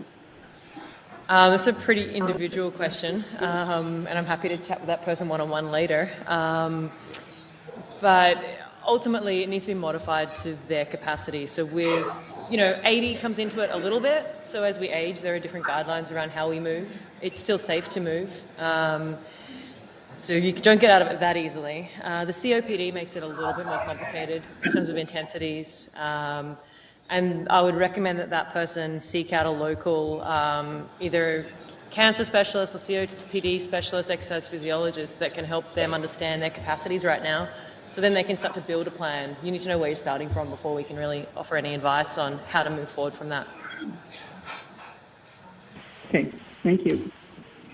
Okay, for David Kuhl, the question was, what was the talk yesterday that you spoke of, that you were referring to, I guess with the 61 people? And the question here is there a support group at VGH? But I'm going to modify that question and ask you, how do you see rolling out the work that you're doing? Because you can't see every prostate cancer patient yourself. How do you see this rolling out to other centers? So yesterday I had the opportunity to work with the people who were attending, who are leaders in the prostate support network group for the whole province. So I spent 2 hours with them going into a little more detail in terms of how could they run groups that I described where you wouldn't have a professional facilitator present, because it's about storytelling. So, and then I asked them for their help, because it was actually supposed to be a colleague of mine who gave the lecture today because of the work that he does with men with prostate cancer on a one-to-one. And he was going to bring his experience and his knowledge to this meeting. And because he was unable to attend, they asked me to substitute for him. So I asked the group yesterday for their help of what did they wish they would have known at the time when they were first diagnosed. So that's where there were more than 51 people there. I might have been closer to 100. There were 51 people who gave me the answer to the question on the slide on 3x5 cards, and I categorized them. So that's where those responses came from. So in terms of the study itself, we've now gone from the pilot project to actually hoping to start the formal study in October, where we want to run 12 groups of 6 men each over the next couple of years, where we do an assessment of sense of well-being, sense of masculinity, depression, but we also want to ask them what they found helpful, what was missing, what worked, what didn't work, and what recommendations might they make, so that we can take all of that information and then train other people to be facilitators, hopefully across the province. The bigger dream is across the country, because we feel strongly, and the early evidence from the pilot project certainly is an indication that they were of value, and we want to keep on learning, never about us without us, so we're going to learn from the participants. We dream also of someday having a similar study for partners and spouses down the road, so we hope to just gain more and more information of what is the experience and what would be of benefit and of value to you through that experience. Are there similar people in Seattle or Portland, or investigators or counseling psychologists doing this work? No. Well, we're very lucky in Vancouver. Tom? Okay, so any other questions from the other sites? I'm all out here. There's one question that could have occurred to many people at any of the sites that comes from our site, which is there any benefit to adding an agonist to an antagonist? And the answer is no. It's a very simple answer, but they both equally lower testosterone, and to our knowledge, there's no reason to add them together. There would be absolutely no advantage. Okay, thanks. A reminder to everyone, please fill in the evaluation forms. I'm going to thank our local arrangements people, Monita in particular, again, Phil, Renita, Rusty, and Maria, and our sponsors. And I'm going to hand it over to Tia, who is chairing next year's meeting on September 23rd of 2017. Tia, would you like to close out the conference, please? First of all, thank you here and Portland and Vancouver for bearing with our technical problems. I apologize, and I promise we won't have this next year. We've never had this degree of technical issue before. The second thing, as Dr. Goldenberg mentioned, we really value your evaluations. We use them every year to plan what the topics will be for the coming years and what topics to avoid, I mean, if there are such topics. So if somebody does not have an evaluation form, please let us know, raise your hands, and we'll make sure that you get one. As was mentioned, we are looking forward to the meeting next year, which is on Saturday, September 23rd of 2017. As far as I know, it will be in the same location here in Portland and in British Columbia and Vancouver. So I hope next year we'll have maybe some reports about cures. We're not going to be curing this disease all in one fell swoop, but we're trying to cure it little by little, and we are making progress. So whoever answered that question, thanks for asking it, but I hope it's not too disappointing if we just take it one step at a time. So with that, I'd like to thank everybody for their attention. I think we have probably about 400 people amongst the sites. So I hope everybody learned a lot today, and we'll look forward to seeing you either in the clinic or next year. Thanks a lot today.